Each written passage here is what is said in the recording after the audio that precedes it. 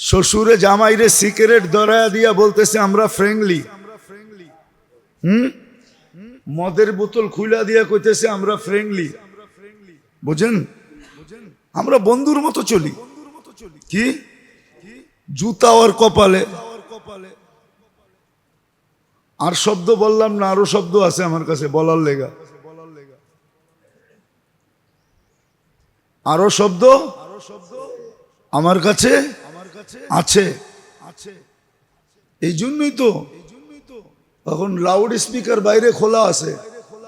এই জন্যই তো শাশুড়ি জামাইয়ের লোকে পরকিয়া করে ভাইগা যায়, নইলে পত্রিকায় ওঠে কেমনে? লজ্জা লাগে না? ফ্রেন্ডলি, উনি আধুনিক হয়েছে।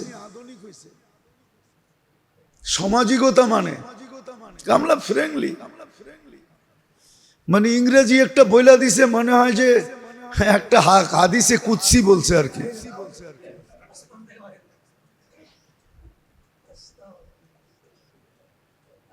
পচলে এরকমই পচে, পচলে হ্যাঁ পচলে এরকমই পচে, পচলে এরকমই পচে। শুয়োরের গোস্ত ইসলামে হারাম কেন জানেন? শুয়োরের ভিতরে কোনো আত্মমর্যাদা নাই। ওই গোস্ত যারা খায় ওদের ভিতরে কোনো আত্মমর্যাদা নাই। এই জন্য আল্লাহ হারাম করছেন। গরুর গোস্ত হালাল করছেন কেন জানেন? গরুর ভিতরে আত্মমর্যাদা আছে। লাউড স্পিকার খোলা, নাহলে বুঝাইতে পারতাম। বকরির ভিতরে আত্মমর্যাদা আছে, কিন্তু লাউড স্পিকার বাইরে খোলা, নাইলে বুঝাইতাম। অফ করে দেন, বুঝাইয়া দিই। খোলা আছে, এই জন্য বুঝাইতে পারতেছি না। করা আত্মমর্যাদা। ও থাকাকালীন যদি আরেকটা আসে তো জান দিয়া দিব, ওইটারে কাছে ভিড়তে দিবে না। এতটুকু ইশারায় বোঝেন। এটার নাম হলো আত্মমর্যাদা। এই আত্মমর্যাদা শুয়োরের কাছে নাই। শুকরের কাছে এই আত্মমর্যাদা শুকরের কাছে নাই। এই জন্য নিষেধ করছেন। তো যেটা বুঝাইতেছিলাম, আমরা এক এক শব্দ দিয়া রোগরে ডাকতে চাইতেছি, অথচ রোগী। তো প্রথম রোগ হয় একিনের, দ্বিতীয় রোগ হয় আদর্শের। এখন আমরা সবাই রোগী। আমাদের যুবক যুবতী, নারী পুরুষ, শিক্ষিত অশিক্ষিত, এমনকি ধার্মিক লোকেরা পর্যন্ত, এমনকি আলেম উলামা পর্যন্ত, এদের বিয়ে শাদী দেখলো আশ্চর্য লাগে যে এই তরিকা কই পেল? ওই যে সামাজিকতা বইলেও একটা কিছু আছে। আরে নবীর তরিকার সামনে কিসের সামাজিকতা? এটা রোগ। দ্বিতীয় তৃতীয় রোগ হলো মন চাহি চলা। চতুর্থ রোগ হলো সঠিক শিক্ষা না শিক্ষা, শুধু দুনিয়ার চলার শিক্ষা, শিক্ষিত হওয়া। এটা এলমুল মাদ না শিখা, আখেরাতের শিক্ষায় শিক্ষিত না হওয়া। যতটুক দরকার, আমি পুরা আলেম হইতে বলতেছি না, কিতাবে লেখা আছে কোন শিক্ষা কতটুক দরকার। ইমাম গাজালি রহমতুল্লাহ রেখে গেছেন যে কয় রকম শিক্ষা শিখা দরকার, কতটুক শিক্ষা দরকার, বেশি না, অল্প। ওটা একটা বাচ্চাও শিখতে পারে, নাহলে বাচ্চা কোরআন হেফজ করে কি করে? অতটুক শিক্ষা বাচ্চাও শিখতে পারে। সিলেবাস অনেক লম্বা না, ছোট। তারপরে রোগ হলো গাফলত, সারাদিন আখেরাতকে বুলা থাকা, মৌত কবর হাসরকে বুলা থাকা, আল্লাহকে বুলা থাকা, রসুলকে বুলা থাকা, এটাকে গাফলত বলে। এটাও রোগ। পরের রোগ হলো যেটা, ওটা হলো, ওটাকে বলে আনানিয়ত। কি? আমি আমি আমিত্ব। কি? আমিত্ব। এটা জীবনের রোগ। পরেরটা হইল স্বার্থ। পরেরটা স্বার্থপর হওয়া। স্বার্থ, শুধু স্বার্থপর হওয়া এক জায়গায় বৈধ, আখেরাতের জন্য স্বার্থপর হওয়া যায়। আখেরাতের জন্য স্বার্থপর হওয়া যায়, যেন নেকি মিলে। নেকি এই জন্য শিখাইছে, আহাব্বা লিল্লাহ, আবগাদা লিল্লাহ, আতা লিল্লাহ, মানা লিল্লাহ, ফাকাদ ইস্তাকমালাল ঈমান। চারটা হইল ঈমান কমপ্লিট,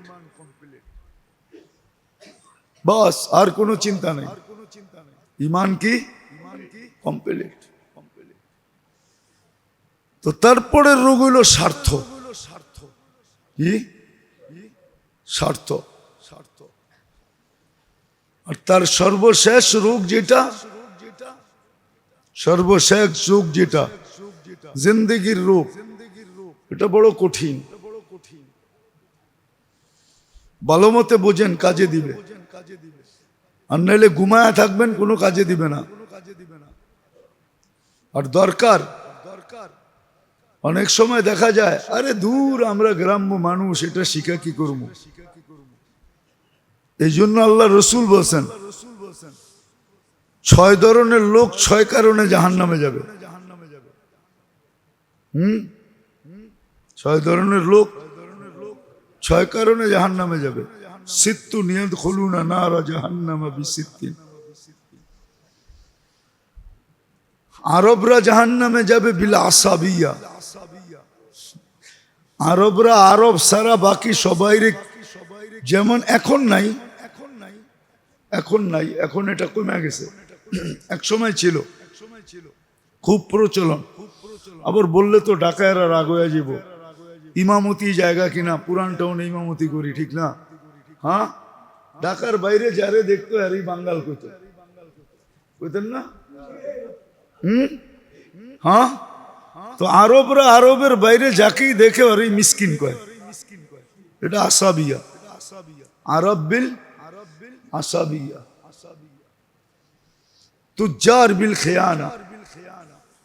তাজেররা জাহান্নামে যাবে শুধু খেয়ানত করার কারণে। মালের যেই কোয়ালিটি ওইটা বলে না, কোয়ালিটি নিচের, কিন্তু কাস্টমার রেখা আমারটাই এ কোয়ালিটি। এটা হলো খেয়ানত, 9-6 করা।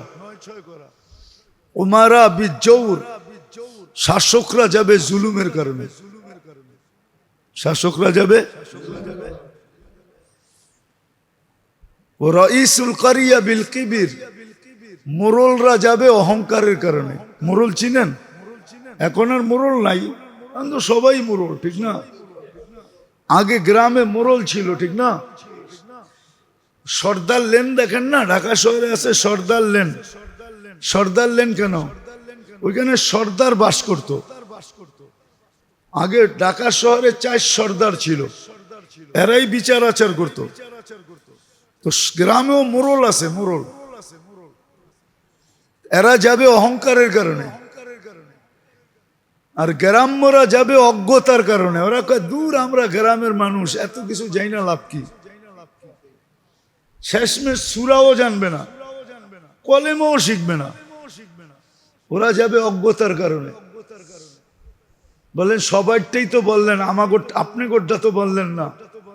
আমাগোটটা বলতেছি, ওলামা বিল কিবির, ওলামা বিল হাসাদ। ওলামারা জাহান্নামে যাবে অহংকার, হিংসার কারণে। কি? এই জন্য আপনারা কন্যা, এক খাতায় সাধারণ মানুষ 6 জন শুইতে পারে, 2 হুজুর এক খাটেও শুইতে পারে না। হুজুররা যাবে হিংসার কারণে। কি? এই 6 দল 6 কারণে জাহান্নামে যাবে। জিন্দেগির রোগ। তো সর্বশেষ রোগ যেটা, ওটা হলো কঠিন। জান মাল হায়াতে জিন্দেগির সহি ব্যবহার না শিখা, এটার থেকে শত রোগ তৈরি হয়। মালের ব্যবহার যখন শিখবেন না আপনি, তখন আপনার ভিতরে ইসরাফ আসবে। কি? ইন্নাল মুবাযযিরিনা কানু ইখওয়ানাশ শায়াতিন আপনি ডাইরেক্ট শয়তানের ভাই হয়ে যাবেন, ইসরাফ পয়দা হবে, আরো অনেক কিছু পয়দা হবে, সময় নাই। অনেক রোগ পয়দা হবে তিনটার ব্যবহার যদি না শিখলো। হ্যাঁ, এক একটার থেকে জান ব্যবহার না শিখলে 100 ডজন রোগ তৈরি হবে। মালের ব্যবহার না শিখলে 100 ডজন রোগের তৈরি হবে। মালের ব্যবহার যারা শিখে নেয় ওরাই এটার দ্বারা পয়দা হবে, অন্যেরটা লুটা নেওয়া পয়দা হবে। তখন অন্যের মাল লুটবে, কি করবে? লুটবে। এটা দেখবে না কি হয়েছে, না লুটা লইতেছে। লুটা আমার মনে আছে, টাইম লম্বা হয়ে যেতেছে, তারপরেও বলতেছে আমার মনে আছে। ডেভেলপাররা আছে না, সরকার এদেরকে মুকুট দিয়া রাখছে, এরা উন্নতি করতেছে। হ্যাঁ করতেছে, উন্নতি করতেছে, কিন্তু কতজন যে লুটতেছে এটার খবর সরকার নেয় না। কতজন যে লুটতেছে এটার খবর নেয় না, খালি দেখে এটা জিল ছিল এখন বড় বড় বিল্ডিং হয়ে গেছে, উন্নতি হয়েছে। কিন্তু কতজন যে লুটছে, আমার মনে আছে আমার 9 কাঠা জমি ছিল, আমি বাড়া থাকি, ছিল এক জায়গায়, পানির ভিতরেই ছিল। এক ডেভেলপার কোম্পানি নিয়ে গেছেন, মাটি ফালায় ফেলছেন, চিঠি দিছে আইসা টাকা নিয়ে যান। আরে আমি তো ভবিষ্যতের জন্য কিনছি, তো বলছি টাকা নিব না, জায়গা নিব। জায়গা নিলে নিতে পারবেন, 4 ভাগের 1 ভাগ পাবেন। তাও পাইতাম না। আরেকজনের উপর থেকে ফোন করায় যখন ওনার অফিসে গেছি, আপনাদেরকে আমি মসজিদে বসে বলতেছি, লোকটা মারা গেছে, ওনার কথাবার্তা দেখা মনে হইলো যে আল্লাহ এই অফিসেই থাকে। উনি আবার 2 পীরের খলিফা। কয় পীরের? কিন্তু উনি ইসলামপুরেই ছিল। ওই জমানাও দেখছি যেই জমানায় কাঠপিস বেচত। কি বেচত? এক সময় কাঠপিসের খুব বাজার ছিল, দুমায়া ব্যবসা ছিল, ছোটবেলার কথা বলতেছি। এখন লক্ষ কোটি টাকার মালিক হয়ে গেছে। ওই 2.5 কাঠা পাইছি কাগজে, কিন্তু আজ পর্যন্ত আমার ছেলে পেলেও বুঝা পাবে কিনা সন্দেহ আছে। শুধু কাগজেই পেয়েছি, এইলো অবস্থা। এরকম আমার মতো একজন না, হাজারো জন। আমি তো মনে মনে ভাবতেছি যে দেখুন তুই তোর পীর তোকে কিভাবে বাঁচায়। পীরও হক্কানি পীর, পীরের নাম বলবো না, আমাদের হক্কানি পীর। পীর তো আর গায়েব জানে না, পীর ওর চেহারা দেখছে, ঠিক না, কথাবার্তার স্টাইল দেখছে যে আল্লাহ ওর লগেই থাকে। তো পীরও মনে করছে এরম লোকেরই খেলাফত দিলে আমার পীরগিরিও চমকাবে, খেলাফত দিয়ে দিছে। কি বুঝে দিছে এটা জানি না আমি, কিন্তু ও হাজারো মানুষকে কান্দাইতেছে এখনো। রোগ, এটা রোগ। এটা হইলো ওই মালের ব্যবহার শিখে নাই, জিন্দিগির ব্যবহার শিখে নাই, হায়াত দেহের ব্যবহার শিখে নাই। যদি শিখতো এরকম সবগুলাই মাধ্যমে এদের কাছে চলে যাবে, আমার পিছনে লাগতেও পারে। আজকাল তো সঠিক কথা বলাও যায় না, ঠিক না? এরকম সবাই। আমি যেখানে ভাড়া থাকি, এই জায়গা আলারা বিল্ডিং বানাইছে 111-এ। আজ পর্যন্ত বসবাস করতেছে, কিন্তু বুঝা পায় না। ডেভেলপার বুঝায় দেয় না, ডেভেলপার ও খালি দেখায় এই সমস্যা, এই সমস্যা, এই সমস্যা, এই সমস্যা, কিন্তু সার্ভিস চার্জ ও নিতেছে অস্ট্রেলিয়ান গাই দোয়া দোয়া খাইতেছে। রুগী রুগী ভালো আছে যে এমনও না।